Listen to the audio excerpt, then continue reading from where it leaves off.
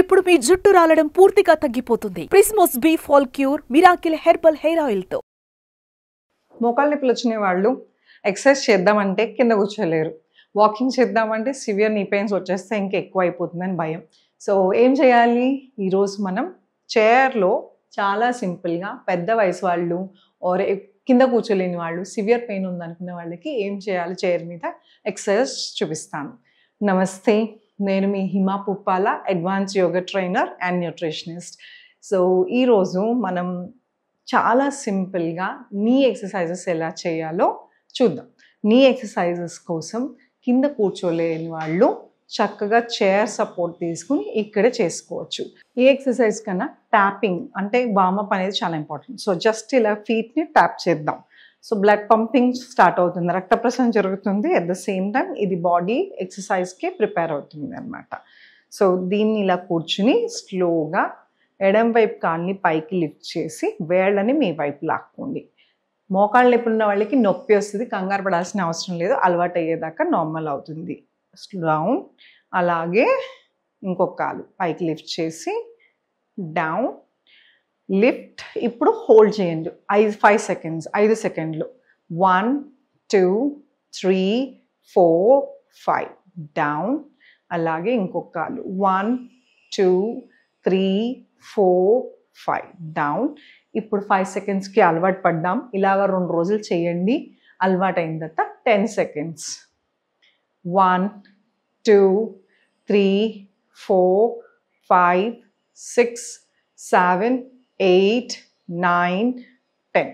So ఇలా చేయటం మొదలెట్టిన తర్వాత ఇనీషియల్గా కొత్తల్లో నొప్పి అంటాం సహజం, ఎందుకంటే మీకు ఆల్రెడీ నీ పెయిన్ ఉంది, ఈ ఎక్సర్సైజ్ అనేది అలవాట్లేదు కాబట్టి. కానీ మీరు ఇలా చేయటం మూలాన మోకాళ్ళ నొప్పి ఎక్కడైతే ఉందో ఆ చుట్టూ ఉన్న భాగాన్ని స్ట్రెంథనింగ్ చేస్తాం. వీటిని కాఫ్స్ అంటాం, హ్యామ్స్ట్రింగ్స్ అంటాం, ఇది క్వాడ్రిసెప్ మసిల్స్ అంటాం.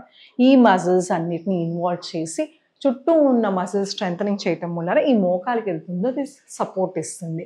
అండ్ చేయగా దాని ఇంటెన్సిటీ అంటే on a scale of 1 to 10, 1 నుంచి 10 లోపల మీ పెయిన్ ఎంతవరకు ఉందో స్లోగా తగ్గడం మొదలెడుతుంది. ఒక్కసారిగా మొత్తం 0 అయిపోతుందని నేను చెప్పను, బట్ స్లోగా తగ్గుతుంది. అండ్ ఈ ఎక్సర్సైజ్ చేసిన తర్వాత నొప్పిగా అనిపిస్తే ఖచ్చితంగా హాట్ ప్యాక్ యూజ్ చేయండి. వేడి నీళ్ళు కాసేపు ఇట్లాగా కాపడం లాగా పెట్టుకోవటం వలన మసిల్స్ ఏమైనా స్ట్రెయిన్ అయి ఉంటే రిలాక్స్ అవుతాయి. ఎవరికైనా వాపు ఉంది, స్వెల్లింగ్ ఉంది అంటే మాత్రం ఫస్ట్ మీరు వాపు తగ్గించుకోండి ఐస్ ప్యాక్ పెట్టి, దాని తర్వాత ఈ ఎక్సర్సైజ్ స్టార్ట్ చేయొచ్చు. ఇంకొక ఎక్సర్సైజ్ చూపిస్తానండి. కొంచెం చైర్కి ఎడ్జ్కి కూర్చుని ఎడం వైపు కాళ్ళని ముందుకి స్ట్రెచ్ చేసి వేలుని మళ్ళీ సేమ్ ఎక్సర్సైజే బట్ పైకి లాగుతున్నాం. ఇప్పుడు ఇక్కడ పడుతుంది మీకు తెలిస్తే స్ట్రెచ్. అలానే ఇంకొక కాలు.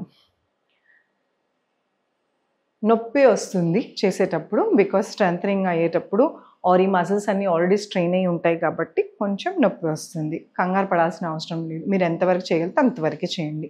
సో ఇది కూడా 10 సార్లు చొప్పున 10 సెకండ్లు. యోగా కానీ యోగాలో ఎస్పెషల్లీ ఎన్నిసార్లు చేసామనేది ఇంపార్టెంట్ కాదు, ఎంతసేపు చేసామనేది ఇంపార్టెంట్.